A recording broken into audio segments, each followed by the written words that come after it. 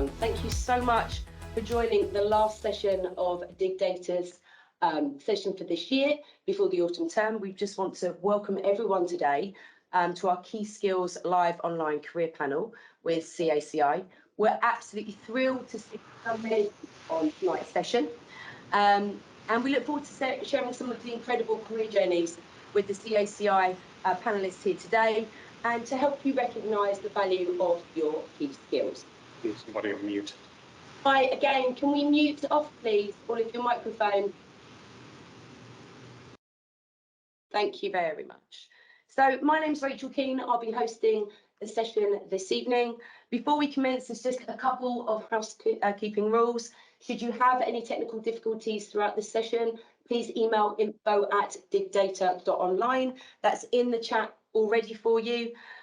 We will ensure that we resolve any problems that you have as quickly as possible. Tonight's session will involve a 45-minute panel session, followed by the opportunity to ask our panellists any questions you may have for circa 15 minutes. And this session is also being recorded. So key skills such as communication, teamwork and organisation are often undervalued and underestimated, but they are what make you who you are. Quite often we overlook the skills that we've nurtured throughout our life and forget how important they are for any career or organisation. So are you a keen sports person? Your commitment and interest in sport or team show determination, consistency and ability to do and strive better. And this can be transferred to any organisation to help it achieve its goals and its targets. Do you play a musical instrument or enjoy performing arts? Then you're showing perseverance and dedication to improve and put on a very good performance. This creativity could make you the person businesses need to engage with their clients or customers. Do you have a passion for the environment or nature? Are you a caring person that is very empathetic? Because this care and passion for what matters to you is often what makes the best leaders in industry and helps businesses to do the right thing. At CACI, they encourage their employees to bring their whole self to work with values which include to appreciate everyone and to do the right thing. They focus on qualities rather than what qualifications you have. Their capability and character and creativity are at the top of their list when they're hiring new talent. So we want to introduce, without further ado, the panellists today. Matt, I would like you to introduce yourself to the audience, please, and what role do you play at CACI? Sure, thanks, Rachel. Good evening, everybody. I hope you can hear me okay. The camera should zoom around a bit. There we go. Yeah, my name's Matthew Cooper. I'm a Senior Vice President here at CACI. I've been with the company now 17 years, would you believe? So yeah, look forward to fielding any questions that you may have throughout the session this evening. Fantastic. And Jess, can you introduce yourself, please? Yep. Hello, everybody. Hopefully, again, the camera will slowly turn itself around. My name's Jess Wilkie. I'm the Head of Customer Engagement here at CACI. I'm relatively new to this company. I joined in September last year, but I've spent the last 23 years in marketing and advertising agencies and various different sizes of companies. So really excited to talk to you all today and talk more about key skills and careers. Fantastic. Thanks for the introduction. And Aga, can you introduce yourself to the audience, please? Sure. Good afternoon, everyone. Thank you so much for joining us today to listen about the key skills. My name is Agnieszka and I joined CACI in October 2021. I'm a campaign executive and I work within campaign operations team. In my day-to-day role, I support clients with their ongoing marketing campaigns. Fantastic. Well, thank you so much for the introduction, everyone. Let's start this panel session now. Jess, I'm going to start with you, if I may. Yeah. So, Jess, at CACI, they hire new talent based on qualities, not qualifications, and have a focus on character and capability. So learning's always been very important to you. And it's something that you've identified as being crucial to your career success to date. But your education journey faced many barriers which were out of your control. What were they, and what were your motivations to return back to education and continue learning? Yeah, so I think it's fair to say I had really a very difficult time and a difficult environment at home when I was growing up. It wasn't the most conducive environment for studying, and so during my A levels, I had 3 part-time jobs, and so I was working quite a lot whilst also trying to study. And the reason I had so many jobs is because I really needed to earn money because I had to leave home by 18. So when you're working so much, it's quite difficult to study. And basically, I didn't do very well in my exams at all. And I didn't get the grades that I would have needed had I wanted to either go to university or to do the sort of course I wanted to do. And resitting wasn't really an option because I needed to leave home. So essentially, I went straight into full-time work at 18 years old. And that was initially as an au pair. I moved to America for 18 months, worked there, and then came back and found a job in sales. And those jobs were really great for me.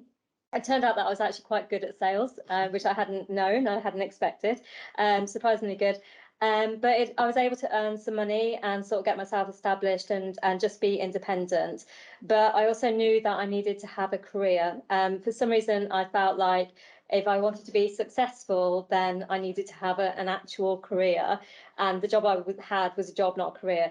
However, I didn't really know what success was, and I didn't know what I wanted exactly, but I just knew that I had to have some form of like proper education.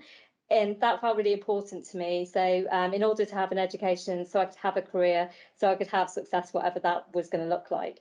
So I started studying part-time whilst also working. It turns out I'm quite good at multitasking.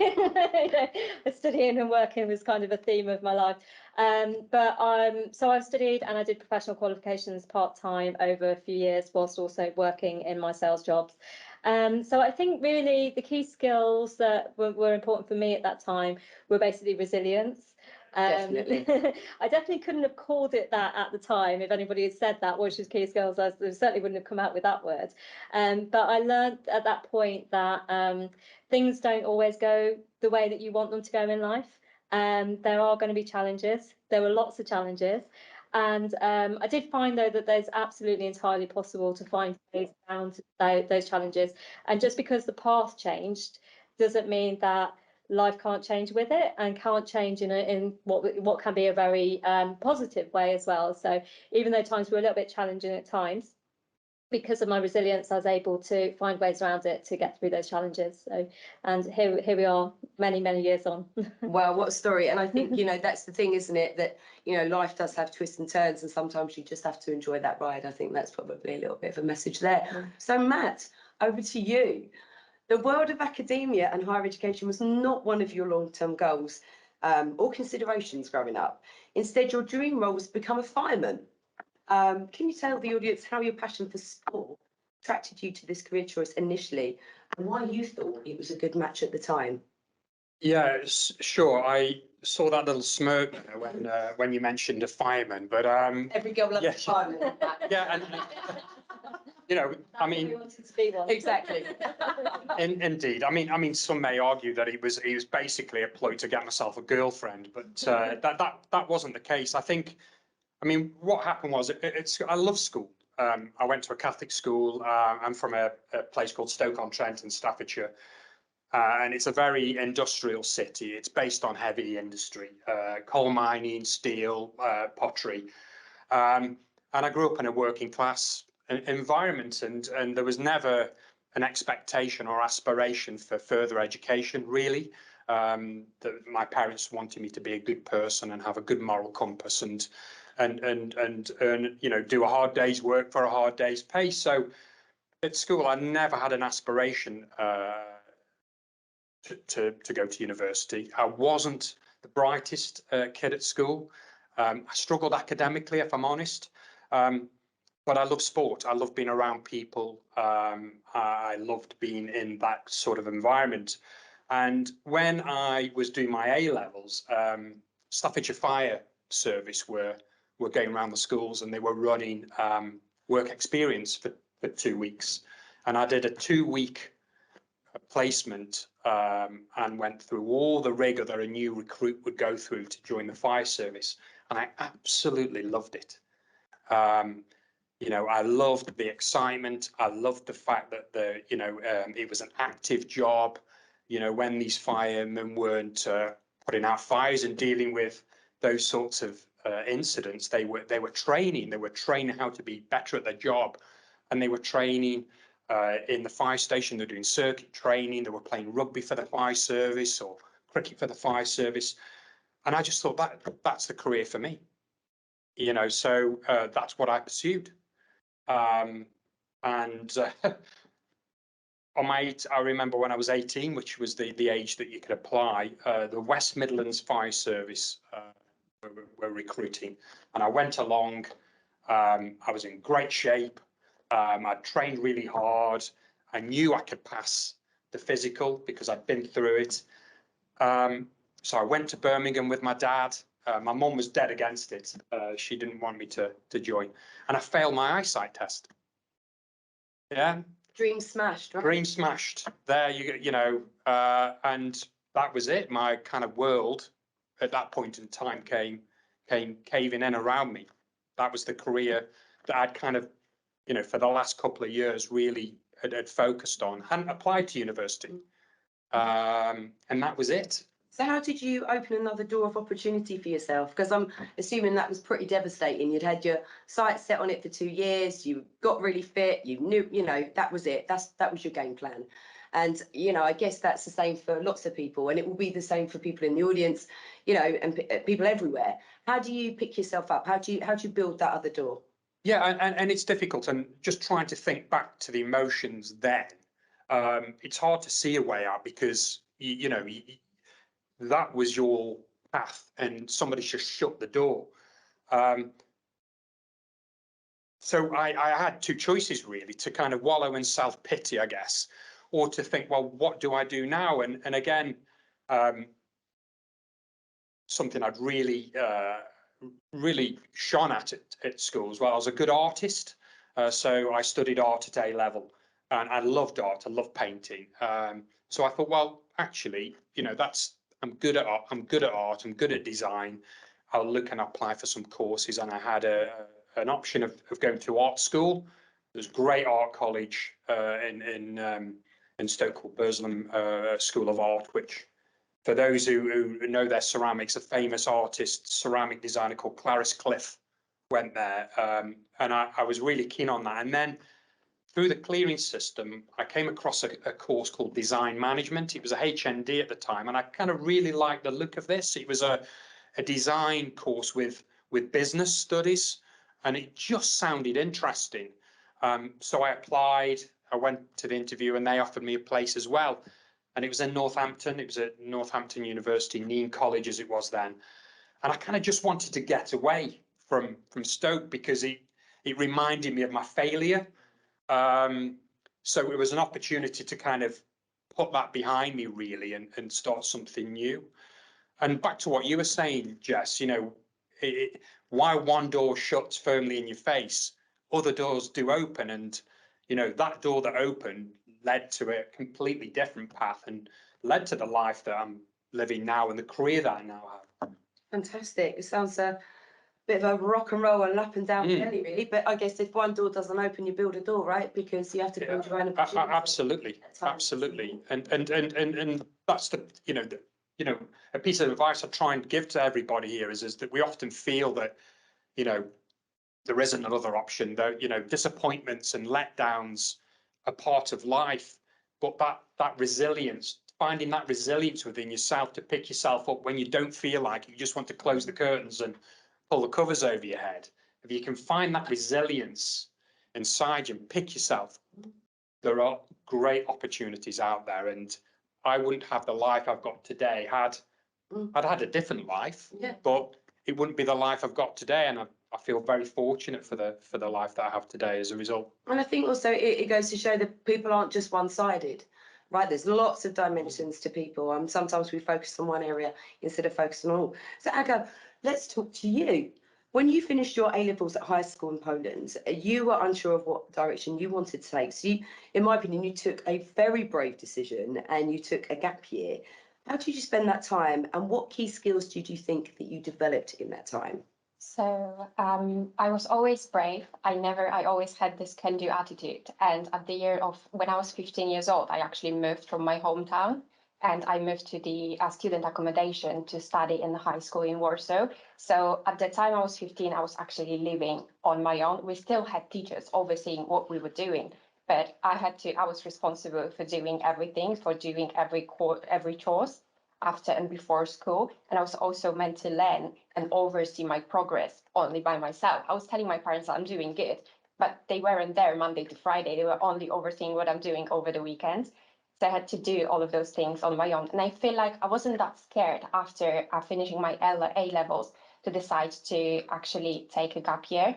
I was scared at the time because my parents, they are both teachers and they both have master's degree. So they were hoping that I will actually do the same thing and I will actually start and apply to uni straight after school. But with my parents, they always knew what they want to do. Same with my sister. They always knew that they wanted to be teachers. My sister wanted to work in finance. She's now in finance. So they always knew. And I was struggling. I felt like I was struggling and I didn't know what to do.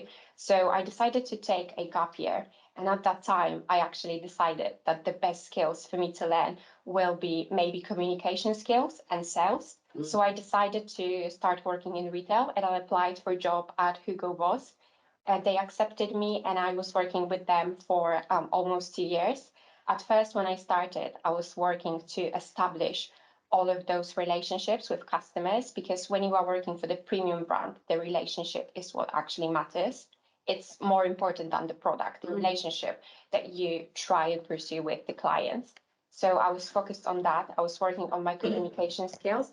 And what I also knew is the fact that I'm working with the premium brand. So I actually need to know the product because without my knowledge, I won't be able to sell it, especially with the premium brands, the clients that are coming in, they know what they are searching for. So I need to have the knowledge, I need to have the skills. So I took every possible training that they were offering.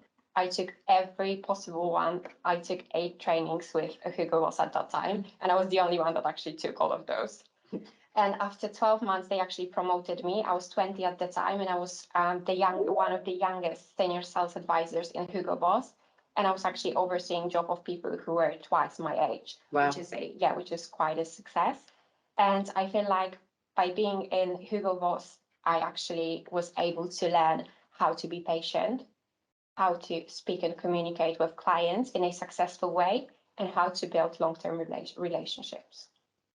Definitely, I'm hoping that job was commission based, right? If they keep coming back. It was. I was about to say, did you get a good discount at Hugo Boss? I actually say as a fellow salesperson. did, yes. Yeah. Also, why she's so stylish. Absolutely, yes. We'll be going to Aga's house after this to raid her wardrobe, just so you know.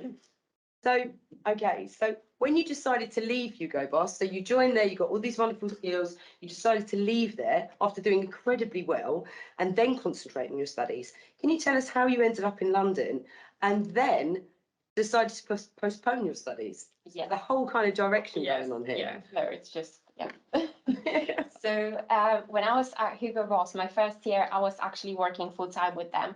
But then after 1 year, I actually decided to go to uni finally, just finish off my gap year and decided to study journalism. I felt like I was always good at presenting, maybe communicating with other people. So I felt like maybe that will be a good choice for me. So I studied journalism for a year and a half back in Poland. But because I was working full time and I was also paying everything on my own, I had to make a choice to study over the weekends because there was no way for me to study full time. And in terms of how it looks when you are studying over the weekends, you are studying for 4 days per month, but you are obviously studying every possible subject that the full-time students are studying. So you have to keep up with all of those things that they were studying over the weekend. And then later on, you have to also study for your exams and prepare. So I was honestly exhausted and I couldn't keep up because the retail job, it's a rota-based job, so you can't really predict when you will be off, and I couldn't really plan ahead when I will be able to actually study. So I decided to search for a 9-to-5 job. I never had an experience before with working in a 9-to-5 job, so I found a temp job in a private equity company. I was working with them for 3 months, and at that time, I was also searching for another full-time job. because I really like to challenge myself. I was searching for something that would, when I would be required to actually learn something more. So I found a job with a leading manufacturer of wall coverings, upholstery, and curtains in Poland. And in 1 month, I was customer service with them. I was customer service representative with them. And over 3 months, I had to learn over 400 products, their specification, in order to be able to actually support architects, developers, and contractors. And those people, they know what they're doing, they know their business, and they are asking very detailed questions. So I had to be really good at that job. I was also dealing with all of the international inquiries that were coming to the Polish office. So I was dealing with that. And at that time, I overheard a conversation that my company was opening showroom here in London. And they are searching for someone that was already showroom based, that knew the product, that would be able to support team here in the UK to open the showroom. They already had an established team back in Oxfordshire, but they didn't have anyone that was a full-time employee here in London. So they were searching for someone that would be able to support the sales team while also opening the showroom and overseeing the progress. So we've opened the showroom during Clerkenwell Design Week in 2019, back in March. I knew that the position will be offered for me only for 6 months, and after those 6 months, I will be then back in Poland. I had my full-time position already in there. I was meant to come back, finish my uni, and pursue my career back in Poland. But well, I decided that I'm Not doing that. Yeah, that I'm not coming back. I really like London. I enjoyed living here, and I was thinking that, at the time I was thinking that maybe there was something more that I should be able to pursue. So I stayed.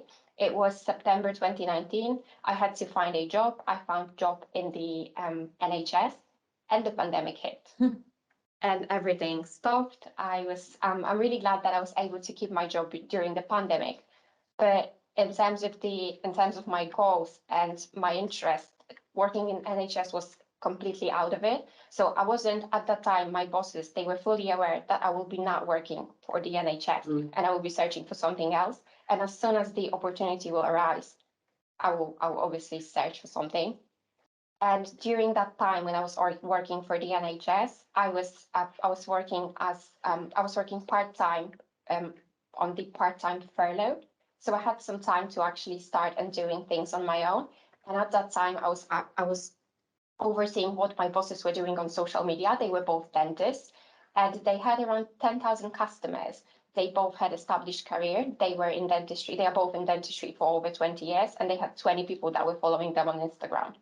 And I just explained to them that there might be something wrong. It might. Yeah, it's just not working. You're doing a great job. You both experienced why it's not working, why you don't have but more followers on 20. So I was just giving them my recommendations. And then because of that, they obviously recommended me to their friends.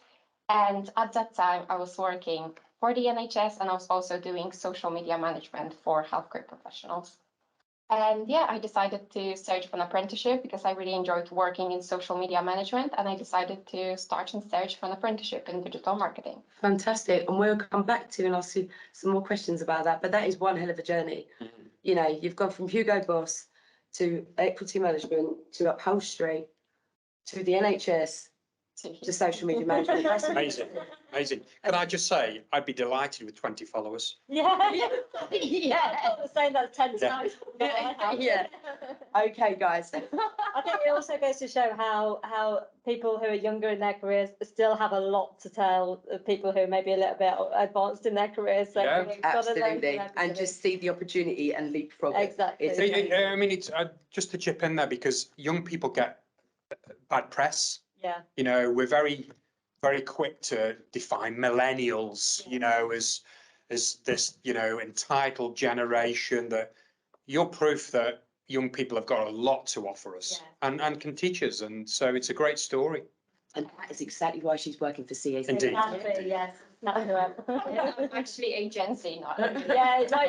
Well, you know, yeah. Right, Matt, let's go back to you. Okay. So your interest in business was ignited by a module you studied during your H&D in design management, and later your degree in quality management. What key skills did you naturally have that you felt that made you successful in that area? Yes, so so as I said before, I went and moved to Northampton, and I studied HND in design management, and really enjoyed it. But I was like kind of a small fish in a big pond. I kind of looked at the caliber of designers, and I just thought, I can't make a career out of this. You know, the level of competition, and you know, I was a good designer, but I was seeing people that were a real step above me. But there was a part of the course that was business focused, and there was a module there called quality management, and it really was, you know, it went into these gurus, these pioneers that kind of transformed industry post Second World War. And I just found it fascinating. And when I finished the course, up until, you know, maybe about 6 months before, I started to look at degrees, and I had an offer to do product design in Lancashire, and I came across a degree at Salford University called Quality Management. So I applied and got on that course, and I just felt at home there. Yeah, it was a course that was business focused, but because it was business focused, a lot of your assessments was teamwork. So you know, a lot of the work was, you know, you had to work with teams, and you know, produce a result, like, you know, creating a business or coming up with a marketing plan. And I felt really comfortable in that environment, because I was the one to put my hands up, go, oh, I'll lead the team. And because I played sport and competitive sport, you know, I felt comfortable in that environment in university, in teams, being able to lead and direct and come up with ideas of how we should approach it. And I think from there on, I just, you know, it sounds quite sad, but I really, really loved the course. There were elements of it that I really struggled with. It was a science degree, and there was a lot of accountancy and a lot of stats.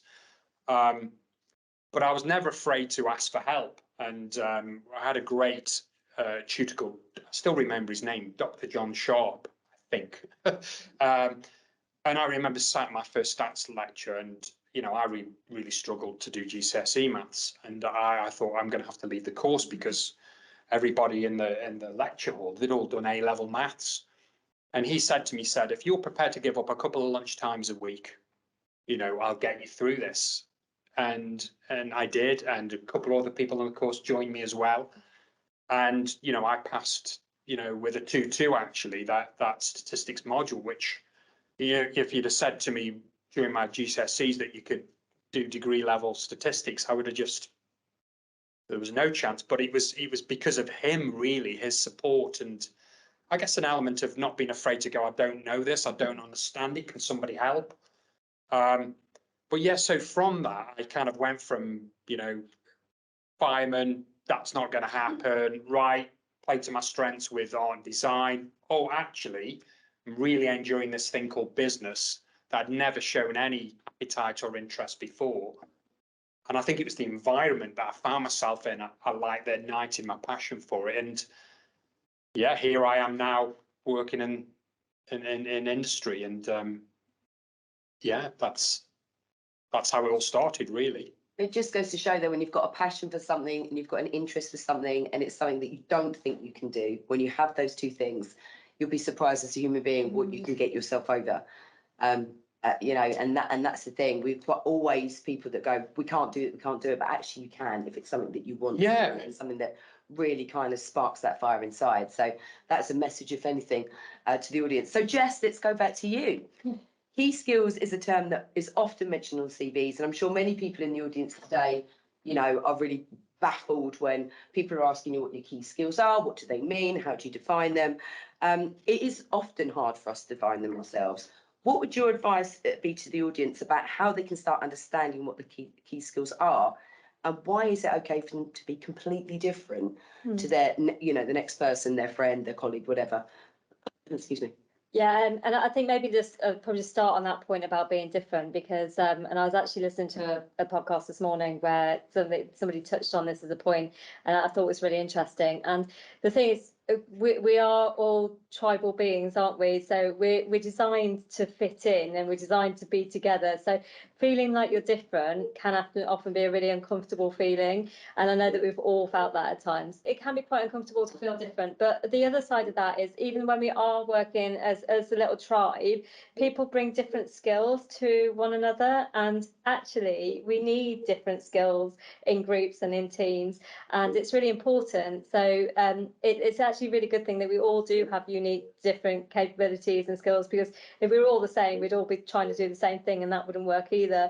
So I think understand what your own unique set of skills and capabilities are is probably the bit that's a little bit harder to find. And yeah, so I'd actually look at how you feel like you're different. So for instance, you might be in a group of friends and you might be the one who's really organised and gets everybody there on time and has all the paperwork printed if needed, if anyone prints anymore. And that's actually a good thing, because we always need somebody who can organise ourselves. But to your friends, you might feel like, why am I always the one who's doing everything? Or maybe, you know, you're the one to be more social, and you're a bit more outgoing than some of your friends, and it might feel like you're too much at times. But actually, somebody needs to be the instigator and bring people together. And again, that's a really good skill. Or maybe you're the other way and you're just like really quiet. I know that there are friends of mine who sometimes say, oh, I'm just really quiet and a bit reserved and I feel a bit shy at sometimes. But actually, those people are probably the very best listeners in the room, and they're the ones that pick up on the things that other people miss. So I think it's probably, rather than worrying so much about your skills and thinking about skills, maybe think about, well, what are my character traits? What am I like? You know, how do I behave with others? And actually see those things as, no matter what they are, they will be positive in some way. And it's absolutely fine to be different to others. In fact, it's essential to be different to others, because that's the way teams work, and that's what we need in teams. Well, if you have a team with the same people in it, you get the same thoughts, the same, you know, same ideas, the same skill set, Yeah. and then you can't sort of diversify on that. You just don't grow. You don't grow as a team, and you don't try different things. No, you don't grow as an individual either, I guess. Matt, we're going to go back to you very quickly. What's your advice to anyone in the audience today who is struggling to define what their key skills are? I think Jess has probably touched on that a little bit. But yeah, I think Jess, you summed it up really nicely, and thinking about your personality, and you know, to think about your personality, you know, your friends are always a good gauge of what your key skills are. But they are I would describe the key skills. It's those more softer things, you know. It's not about the capability in terms of I'm great at maths or I'm great at English. They're more softer and they're more personality based. And it's more down to kind of values and culture as well. So we spoke about resilience. You know, you've heard today from Marga and Jess about their resilience, that kind of personality trait that made them, you know, move to a different country, or working 3 jobs because you were forced to and you had no choice, and it would have been very easy to just fold and go into self-pity. But that resilience is really important, because we get knockbacks in life. We don't get that promotion. We don't get that job to become a fireman. You know, we don't get into that university that was our first choice. So it's about going, okay, well, that's just one door that's shut, but there's a lot of other doors that are open here. So when we talk about key skills, and I say this on my kind of intro to the session today, that businesses are 100% people. Yeah, and successful businesses are a consequence of positive interactions between people. You know, whether you're a manufacturer in cars or you're designing technology solutions, at some point people have had to work together to deliver a positive output, and you need a mix of personality traits and skills and capabilities to do that, and the ability for that team to come together, just like in a football team or a rugby team. You need those differences to be successful. So I would encourage you to think about, and there's no right or wrong answer to this, what is it that you can bring to the table? What can you bring to a team because you'll be different to lots of people in your class or your peer group. But the reason that they're your friends is because you bring something to the friendship, and it's not necessarily the fact that you like the same things. And businesses are the same. We need people that can work with other people, that can lead people, that can motivate them, that can cheer them up when they're not feeling great, can stay behind and help them if they're up against a deadline. So, you know, all those sorts of things that are really important in a business. And you know, we always say that, you know, character and personality, that it just trumps capability and qualifications all the time, because you can learn anything. Everybody can learn a new skill, not a key skill, but a skill in terms of, you know, whether it's a piece of technology or it's learning about all the 400 products of curtains, and, you know, and so, you know, that would be my advice. Think about yourself and what can you bring to the table? What can you add to a team? Fantastic. So I'm going to go back to Jess. Jess, as the head of customer engagement, managing and hiring new talent into the team, can you give us an example of how some key skills can be valuable in your area of business if the candidate has no direct experience? Do you have any kind of examples that you've done either in this current role or previous roles? Yeah, brilliant. I think Aggo is probably one of our best examples. We just so happen to have one here. It's one we made earlier. Yeah, we're absolutely not afraid of bringing in people who don't have direct experience. And when I say direct experience, like you know, campaign management, for instance, you might need to use a tool and a platform and a technology. If somebody comes into the role and they haven't necessarily used that before, then we can teach them, that's fine.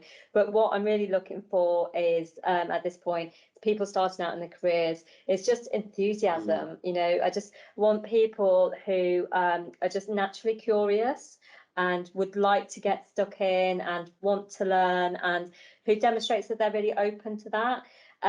Obviously, it's great if you're also interested in what we actually do for a business.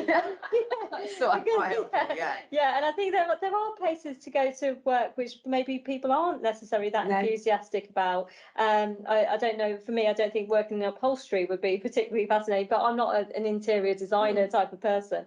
But, you know, if you can find something of interest about the company that you're joining, there will always be something. And it might not be the products that they sell, it might be the team that you're working in, it might be the way that they market to customers, it might be the way they sell their products.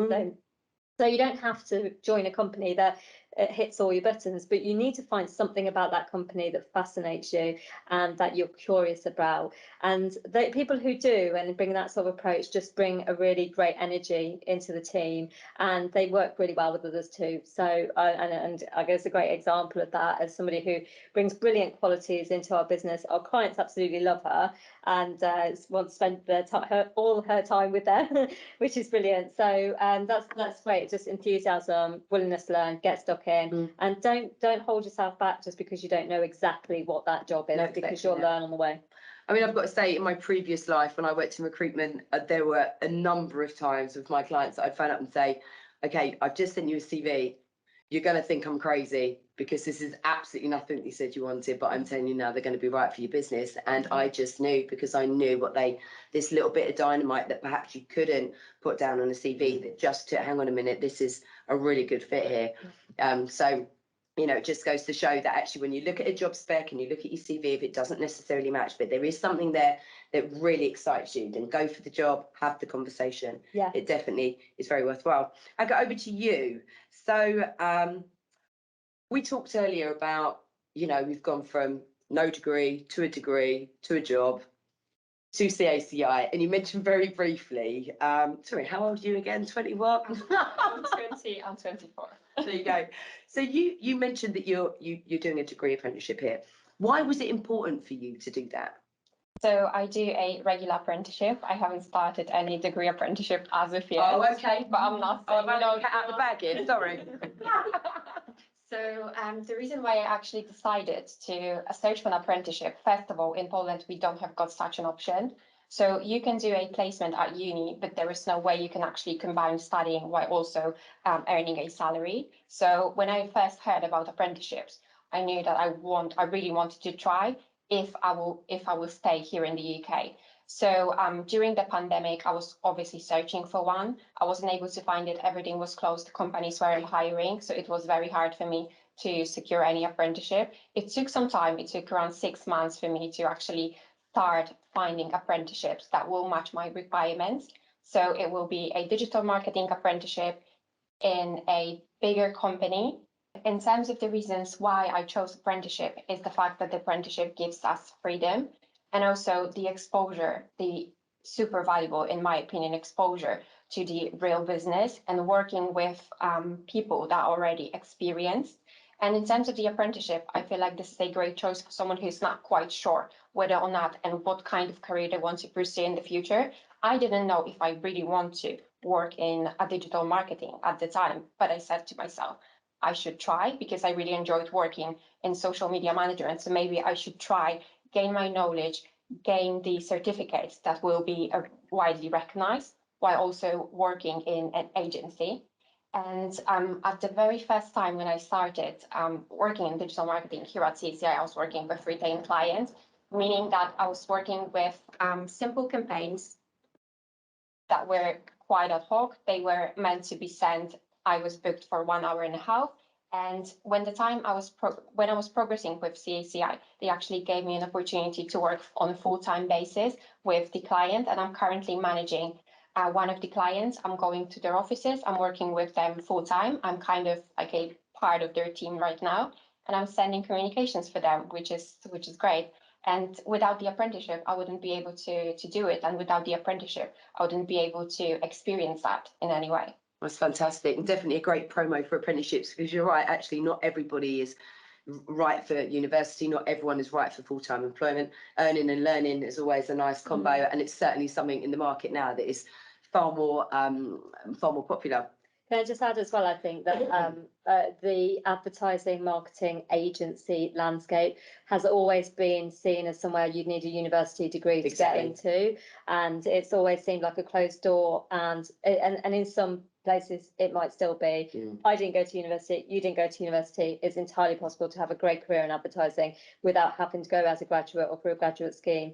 There are other ways to get in. No, definitely. And to your point, actually, having spoke to a lot of advertising and media agencies recently, they are absolutely very keen to combine actually a mix of apprenticeships and a mix of actually graduate schemes, because a lot of them don't have those either, which is a bit archaic, really.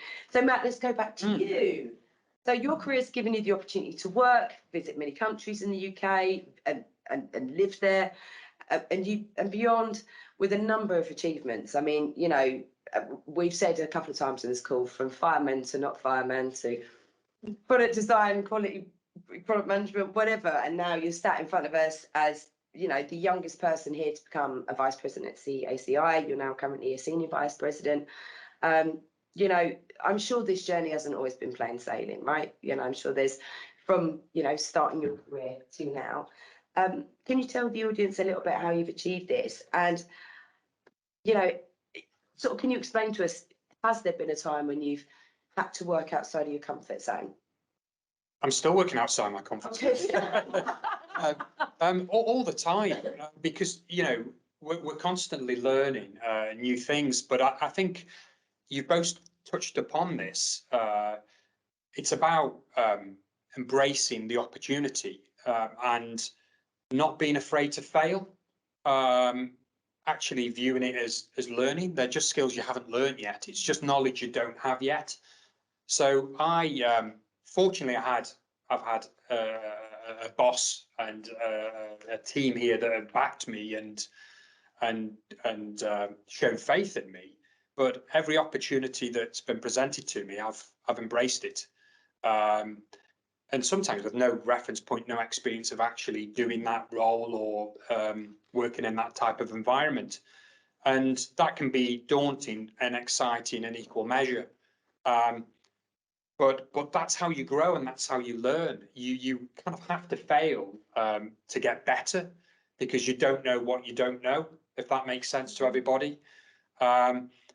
And you need to be in an environment and a culture that doesn't see failure as a negative action, that views it as learning, providing we do learn from it and we don't keep making the same mistakes. But that's how I've approached my career, is to embrace those opportunities as they've arisen. Like you were saying, Agra, about overhearing your boss saying that they're opening a new store here in London, and then going, okay, I'll go. You know, do you need somebody? Because I'll put my hand up for it.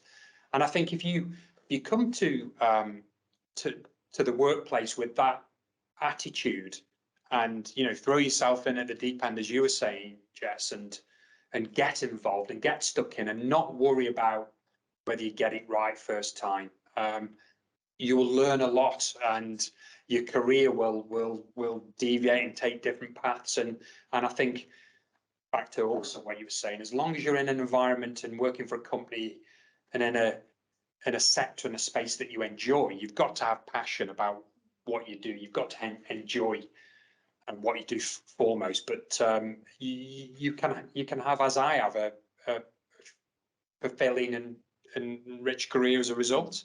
Fantastic. I'm going to go with the last question now to see if there's any questions in the audience. And I'm going to throw this one at you, Jess. Okay. It's about goal setting.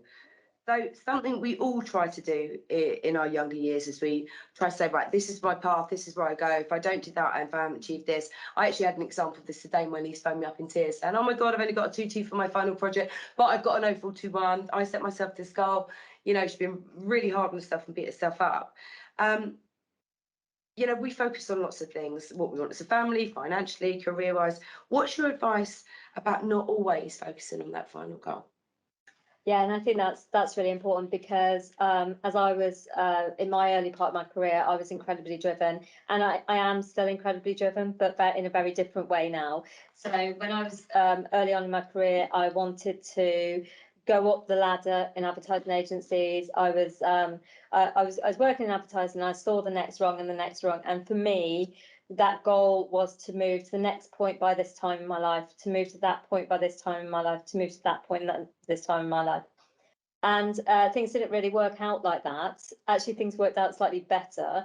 But along the way, lots of things happened and lots of things changed. I was hired, I was fired. I had, not at the same time. But these things happen. And so my career was happening and things were happening. And the goals that I'd set for myself were coming and changing. And I had experiences in my career that I never would have imagined that I'd had when I first started out. And so those rungs on that ladder started to just fade away in a way, because they became less important. And what became much more important was the experiences that I was having. So in my career, I've worked in China, I've worked in the US, I've built new businesses and companies, I've built teams, I've learned so much, I've done so many things, and none of those things were related to the goals that I had when I first stepped out. And I think one thing I really learned was that if you just are addicted to the goals and thinking about the goals and thinking about the outcomes, then you actually lose sight of what's happening around you, and you lose sight of the process. And actually, the process is what's actually happening. Life is what happens when you're making other plans, right? Yeah. And it is the process. And that's the exciting bit, isn't it? That's the exciting bit, and you enjoy that. The journey, not the destination, isn't it? It's the fun part. Yeah. So but don't say don't have no goals at all. But you've got to have some idea, because if you have no goals, then you just drift. And life is going to happen anyway. But just be open-minded about that, and be prepared to be flexible around your goals, and think of your goals not as so rigid that if you don't get there and that goal is so rigid, then you're disappointed about not achieving that goal, and you've forgotten the point, you've missed out on what it's taken for you to experience life. So I think, I'd just say enjoy your life, enjoy the process, have goals, but be open-minded about those goals, and don't be flexible. Good and advice. You'll enjoy it. Good advice. I think probably one of the things to do is to replace the word goals with stepping stones. My stepping stone is here, my stepping stone is there. Yeah. So let's go out to the audience. Does anybody have any questions? Now, it's probably going to be better if you take yourself off mute, unless you still have access to the chat and we can look at it on the screen. Does anybody have any questions for any of the panelists today? Hand raised. Is that Eleanor? Hi, yeah. I would just like to know, which skill have you found the hardest to develop? And if you have any tips on how to improve it, because you all have a wide variety of skills. So I was wondering which one is the hardest. for you to develop? And is that directed at any particular panelist or for all? It's more in general, but I'm also really interested in, obviously, Matt, you did a lot of sport and now you do something where you have to, like, I imagine you'd sit down and work at a desk. So what skills did you have to develop for that? It's a good question. Yeah. So believe it or not, I do move around a lot. But you're right. I mean, it's again, I kind of, in terms of the skills I found harder to learn, I guess, have been more of the technical skills because I work in technology and technology is evolving at a rapid pace, and the young people that are coming into our business just leave me standing. But I think one of the hardest skills I've had to learn really is around being able to let go. And there's a couple of examples I have for this where, as my career's progressed and, and people have, filled the place that I used to occupy, that I've been constantly critiquing and saying, well, I wouldn't have done it that way, or you should be doing this. And that really has probably been an element of control on my part. You've got to, let go and empower people and trust people. They might do it differently to you. It doesn't mean they're doing it incorrectly. They might actually bring a lot more to the table. So I found that very hard skill to learn, about just letting go. It was probably my own ego that was getting in the way there, that, I'm protective of this thing that maybe I've built, and nobody can do it better than me. So I would say that's probably the hardest thing, the lesson that I've learned. But playing sport and being in that environment, I feel like I'm in that environment every day in the workplace because I'm engaging with people. We're being creative with coming up with ideas. I'm leading a team of people. Must be an element of trust as well, though, right? Yeah, you have to trust people. You resolve conflict. We've got to motivate, lead, and also as a manager, it's about people actually telling me whether I'm doing my job properly or not, and that's a hard lesson to learn as well. When you're getting critiqued as managers, we put ourselves up there, and it's very, very easy to get knocked down. So it's about being able to take feedback and take criticism and not be defensive about it, to learn from it. So yeah, good question. Perfect. What about you, Aga? So in terms of the fact that I was working, because of the fact that I'm working since I was 18 years old, and I never did uni fully, I felt like, and I still always feel like that I have to be perfect, and everything that I'm doing, everything that I'm producing needs to be perfect. And I have to check that many, many times before I will obviously send over something to the client. And I have to ensure that I'm really happy with the results that I've produced. So I'm really trying, and I'm still struggling with that, to just let go some things, because it's quite hard, especially now, and especially with considering the fact that I'm doing apprenticeship as well, and I have to somehow prove myself in terms of me being a campaign executive plus an apprentice. So I feel like that is one of the skills I'm still trying to learn, to stop trying to produce all of the perfect results only, because we are human beings. We're always making mistakes, and there's always a room for the mistakes. But it's really good to actually understand that you can make a mistake. If you will learn from that, and that, I would say, is a success, because you understand that you've made a mistake, you've learned for that, and you've outgrown that. So yeah. Perfect. Jess, what's yours? Yeah, I love this question. I was trying to say Excel and PowerPoint, but I'd love to be good at PowerPoint. I think the thing that has been hardest for me to learn is there's a couple of things. Patience is one. I'm very impatient. I want everything now, as it not like personally, but how we get things done. And sometimes you need to step back and let thoughts evolve and let the thinking do its work. So sometimes I feel like I've got to get to an answer, but actually the best thing for me to do is take the dog for a walk and it'll come. Yeah. And I think the second thing is similar to Matt's point, is just not to take things so personally. I've had lots of things happen in my career over time that felt quite bruising at the time. As I said, been hired, been fired, you know, and that's never really been about me as an individual, as a person. It's been more about the situation the company's been in. So learning not to take things so personally, that was a hard lesson, but and I don't know if I've fully learnt it yet, but we're trying. Oh, well, there you go. Every day's a learning day. I would say if it's me, to learn to reflect. So I've done loads of really cool stuff in my career and had loads of really cool achievements, but I've always been rushing to go to the next one and the next one and the next one and the next one. And actually when people are going, oh my God, that's really cool, you've done this really cool stuff, and you're like, really? Really? Because I actually haven't given myself that time to walk the dog, that time to go for a run, that time to actually sit and think, that was really cool. I really enjoyed that. I'm proud of myself for that. Or actually, I could have done that a bit better. If I had my time again, I'd do that. And you can reflect at every stage of your life, you know, whether you're at school, whether you're at college, whether you're playing at like to Matt's point, a sport or whatever you're doing. It's reflection's key, and it gives you that time just to take some time and be easy on yourself. And sometimes it's all right to pat yourself on the back, I think. Yeah. Great. Any other questions? Hand raised over there. We've got Thomas? Yes, Thomas. Hello there. Hello. It's both of us watching here, and we're both students. I'm a mature student, and I've also had quite a few setbacks in my life, and I don't have much confidence because of that. And I was wondering if you could give me any tips on how to gain confidence and what I can do to stop my confidence from hindering me in my progress. So just to get that right, you're at university now? Yes. Right, okay, and you're suffering from confidence issues. Is there anyone particular in the panel that you'd like to ask, or do you want sort of thoughts from all? It would be nice to have thoughts from everyone if that's possible. Cool, yeah, no problem. Matt, over to you. Yeah, so I think I'll ask a question here. Are you comparing yourself to other people and their successes and their achievements? And is that something that is leading to some self-doubt and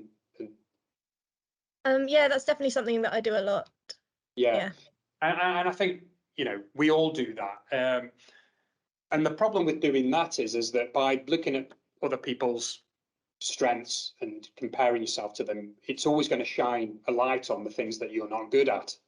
But the reality is, and social media has a role to play in this as well, as that everybody's lying. They're curating their life, you know, so they're creating an illusion, and they probably have the same anxieties. We all do, don't we? Let's face it, we all have moments of self-doubt and anxiety. And it goes back to what we were saying in the panel. It's about focus on your strengths. Don't focus on your weaknesses. Your weaknesses are your weaknesses. But in a team environment, we bring people in that plug your weaknesses. What we need is your strengths. So it's about trying to not compare yourself. I think it's one of the worst things you can do, and we all do it. But it's about focusing on what you're good at and what your strengths are, and trying to, you know, play on those in terms of, you know, the next steps and where you may see an opportunity or a career. What are the, I mean, are you happy to share what like those knockbacks are? Are you at college at the moment, are you? Uni? Yeah, currently I'm at Leeds. Going into my fourth year because I'm on a 5-year degree. I've just finished 2 years abroad. Okay. So I'm doing a languages degree. I'm a mature student, so I'm 26 now. I started when I was 23 or 24, and I just had quite a lot of I was sort of in and out of work a lot, so I've got quite a few gaps in my CV, and I had like some mental health issues and just didn't really have a great time from about the age of like 14. So it's been quite difficult. And you're still at university at the moment. You're studying Yeah, full-time? I've got 2 years left now. You've got two years left now. And do you have a feel for what you might want to do post-university? I'm thinking I want to go into tech, I think, because Right. I'm not very I kind of struggle because I'm on the autistic spectrum, so I sort of struggle a little bit with people. So I don't really want to go into something that's customer facing or anything in business or anything like that. I'd definitely like to go into something in tech, I think, because it's been my interest also for quite a long time. Yeah. And that's one of the great things about our industry that, I mean, I've worked in tech all my career. Do I really understand technology? I understand it at a certain level, but we have people in our business that really understand tech, that can design and can build technology, and that's more of an introvert type role, but they're really important to our business because without those people, you know, we don't have a business because ultimately we're a technology company. So, you know, a company like CACI, you know, we need people that can design and build the solutions. We need people that can sell it. We need people that can deliver it. We need people that can support it. You know, we need accountants. We need lawyers. You know, the different careers in an organisation like CACI are far and wide. But back to your question, it's a really great question, and thank you for opening up about that on the panel. That would be my advice. Stay away from social media. Yes. Don't listen or read what people are posting on that, because they're all making it up anyway. You know, and focus on the things that you can control. You know, and don't let people that really probably aren't that meaningful to you control your life through posts and through a curation that's not the real world, would be my advice. I definitely agree with that. And I'd also add on a couple of things to that, because I had some really great advice once that I always think about, and it was that confidence comes from two places. It either comes from really knowing your stuff, or when you really don't care about something. If you don't care, then you don't. If you don't give it, then nothing matters, and you can be confident about something as you like. But by the sounds of it, you really do care, which is brilliant, because you know you're studying, you're thinking about these things. So clearly, you really care about what you're doing. So the other part of that is to really know your stuff. And that when you're studying, it's quite, you know, you're immersed in the subject, and you might forget to realise just how much you're learning and what you're doing. And you might, to your point, it's about reflection. Take a step back and realise how much you've learned, and get your confidence from really knowing your stuff. And this is a practice, right? You have to do this all the time. So yesterday we had a big, really important meeting. We were pitching for new business to a really prestigious beauty brand. I was on the panel pitching alongside my managing director and other people in the business. And it's really scary because we're pitching to like 19 people from all these different brands. And we worked really hard for this. And I was really nervous. You know, it's a very intimidating situation. But I rehearsed and I rehearsed and I rehearsed, and I wrote loads of notes. I was walking the dog, rehearsing in my head, and actually out loud, and people were looking at me. But so when it came to the day, I had that confidence because I really knew what I was going to say. I mean, that's a small example, but you know, even today, write notes before this meeting, because then I'm thinking about it. So I've got confidence in the room. So knowing what you know what you're doing. And I'd also like to say, look, you've got incredibly brave. You're going back to university as a mature student. That's exactly a big decision. You've obviously had difficulties in your life up to now, and you're overcoming them, and you're starting with a new path, and that's amazing. You're halfway through. Look at everything you've done already. You've got every reason to draw on that and think to your confidence, and look at all the things you've achieved already, and there will be more to come for you. For sure. I think if I add to that from a recruitment perspective, this is one of the bits of advice I used to give to people. You know, celebrate what you have, don't apologise for what you don't. You know, this is all about you now, swimming in your own lane, you know, focusing on you and where you want to go. You've already defined that there's certain elements of a business that you don't want to work within. To Jess's point, I don't think you understand how brave you are to go back to study where, you know, in later life, especially when you've had some of the situations you've had. That shows confidence in yourself, confidence in your skills that are underlying that perhaps you haven't quite recognised. So, you know, hats off to you. I think you've got great confidence, swim in your own lane and celebrate who you are. Anything to add to that, Aga? I would say you are the main character in your own story, and you don't need to really compare, because everything that is like that. Love that. Yeah. The comparison is what actually will kill your spark. So don't compare yourself to anyone. This is your own path, and something great is waiting for you. Just be delusional sometimes, because I feel like being delusional actually helps. And actually, you know, sounds like you're very resilient. Yeah, exactly. We talked about that. And we spoke Definitely about put that on that the earlier. CV. So reflect on that, and that's a great trait. Brilliant. Anybody, I hope that's helped, by the way. I hope Thank that's you very helped. much. It's been great help. Thank you. No problem at all. Anybody else there that has any questions? Oh, we have. Oh, Precious.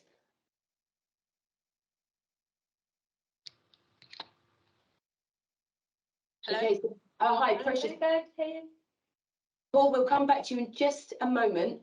If we can just, Precious, if you can take yourself off mute, that would be great.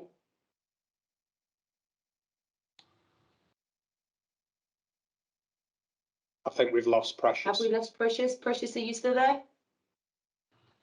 Wait, how do I mute myself? You just Okay. Should we go to Paul, and Let's go- Precious will come No, I'm back to still you? here. Okay. Okay, you're there. Cool. Great. What's your question, Precious? My question was like, how do you deal with so you know how adaptation, like how do you deal with when stuff in your life don't go well, or like when you move, like when you get a new job, or when you get fired, like how do you deal with adapting to new situations? Oh, that's aimed at you, Jen. Yeah. So yeah, these things are going to happen in life. It's part of life, isn't it? And as we know, the world changes all the time, and that leads to lots of redundancies. You hear about that in the news often as well. So when these things happen, the important thing is to take a breath and take a minute and just know that you are going to be okay. And I was always terrified of not having a job. I was always like, I've always had to be really self-dependent. I never had anyone to fall back on. So it was always really important for me to be in work. And when I lost jobs, then I just had to know that there would be something out there. I'm also really tenacious and driven, so that helped me in going out to finding something else. I would be knocking every door, sending every CV, hassling my recruiters or whatever to get that next position. So I've been tenacious and driven, but just take a step back, take a breath.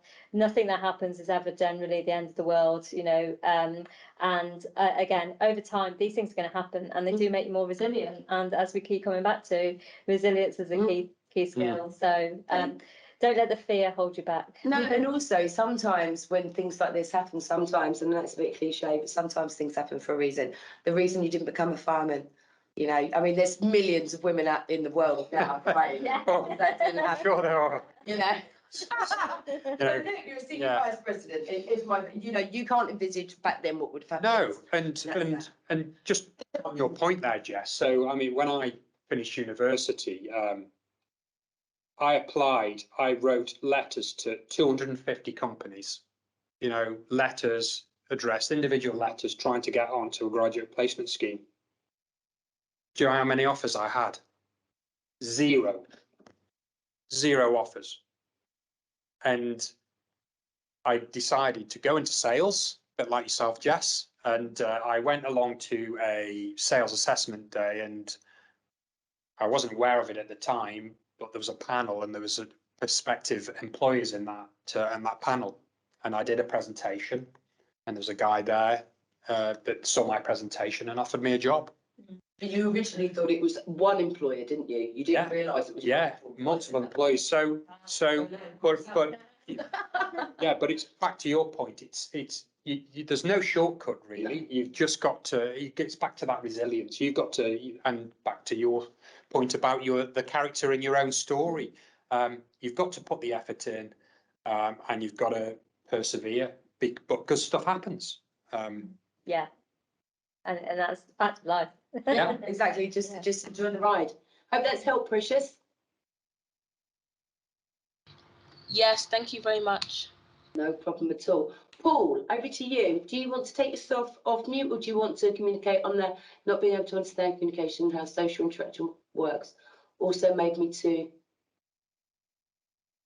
I can read this question on here. So not being able to understand communication and how social interaction works also made me to quit several jobs and isolate for years. I spent years working from home on a 0 hours contract. While studying at the Open University, I did a computing and IT degree and also several IT certifications like Cisco and some others. Go you, well done. But my main problem now is how to get back and find an IT job office-based, knowing that I struggle with social interaction, etc., and ageism. Are there any tips on that? Yeah, well, I mean, my advice would be I'd be honest about that with employers, because you know, I have people like that in my team. We have people like that in our business. They're just different. Doesn't mean it's wrong. And there are roles in tech, in our industry, that actually align themselves to people that are a bit more introverted, that don't require as much social interaction. But yeah, I'd be honest and open about that, and not be afraid to say, well, look, this is the environment I feel comfortable in, and the environment I struggle in, and what I'm looking for out of my role. Because it sounds like you've got some great capability. Amazing qualifications. Yeah, amazing qualifications. But you know, you can't be something that you're not, Paul. So always be true to yourself, and be honest about what you like and what you don't like in the environment that you feel comfortable in. And you know, there'll be plenty of opportunities out there, I'm sure. I'd also like to add to your point, 45 is not old, Paul, because I'm 45. Yeah, definitely not. I'm still the oldest in the room. I feel like that's a fairly serious point, and an interesting point around age, and often these panels are aimed more at people early on in their careers. But I think you can. It's also really possible to be your own worst enemy at times, and to perceive the barriers that might be there for you. But I think the world is changing quite a lot, and certainly in my experience over the years, the world has changed a massive amount, and the pandemic has really shifted things as well. But employers do really recognise the value of different skills. They recognise that not everybody works in the same way anymore, and especially with the pandemic having facilitated more people working from home, I do feel that there is a place for everybody, and you might need to try a few places to find your fit, but I wouldn't hold yourself back from applying for things or talking to companies because of age or your preferred style of working, because there's still lots and lots of opportunity out there, still lots of jobs, and when you bring skills and experience and the qualifications you have, then I think that there's definitely employers out there. It's not to say it's going to be easy, but you know, just keep looking and don't hold yourself back from trying things. And one of the most positive things of the pandemic was the fact that actually employers looked at talent everywhere rather than in specific locations. So with that in mind, you know, like it just says, don't hold yourself back. Get out there, apply. If there's anything that you want from us in terms of advice of how to do that, you know, you can always drop me an email, and we can take that conversation a little bit further. Do you have anything to mention? I think you've covered pretty much. Brilliant. Can I just mention one thing? I'd say coaching is also sometimes when you've got a barrier in your work life or your work or your life that's holding you back, then coaching can sometimes be a key to unlocking that. So the sort of thing that you might do, or other professional coaches. So there's often help out there that's in unexpected places. Yeah, definitely. Paul, drop me an email after this session, and we'll get something booked in. We can talk about it a bit further. Great. So, if anybody's got one last question. You have put a question in the chat. Is this about being a paramedic? So you've asked, you also have learning difficulties, so I need advice to achieve my dream job as a paramedic. Aga, what is your advice since you worked in the NHS in the past? So in terms of the NHS, you have to be prepared for a lot of pressure.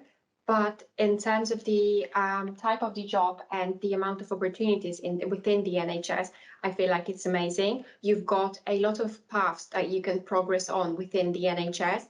And even if you will start, because I started from an admin job, meaning I didn't have any previous experience within the medical field, and they actually gave me a lot of opportunities to learn and grow. And I was actually offered to start learning how to be a dental nurse, because I was working in a dental practice. So they asked me whether or not I want to progress within the business.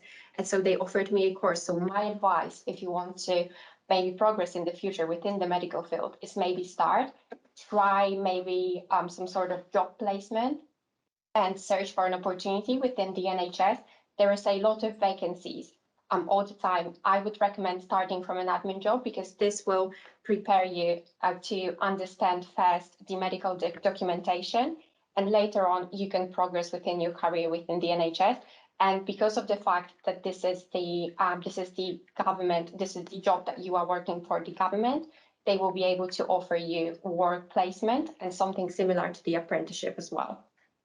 Fantastic. Anybody else got anything to offer on that one? No, I don't. No. No, and getting to the foot in the door at the junior level is great advice. Yeah. Absolutely that. Keep your eye on the NHS website. Keep an eye on things like apprenticeships, any seminars or webinars that they're running. Keep an eye on that as well, would be my advice. So I think we should wrap this up for tonight. We want to say a huge thank you to CACI and the panelists. Thank you for joining us this evening. We hope that you've had an inspiring and informative session learning about our panelists' journeys so far, and wish you a great summer break, and we'll be back in the autumn term with some exciting projects for you all to get involved in. So thank you, have a great evening.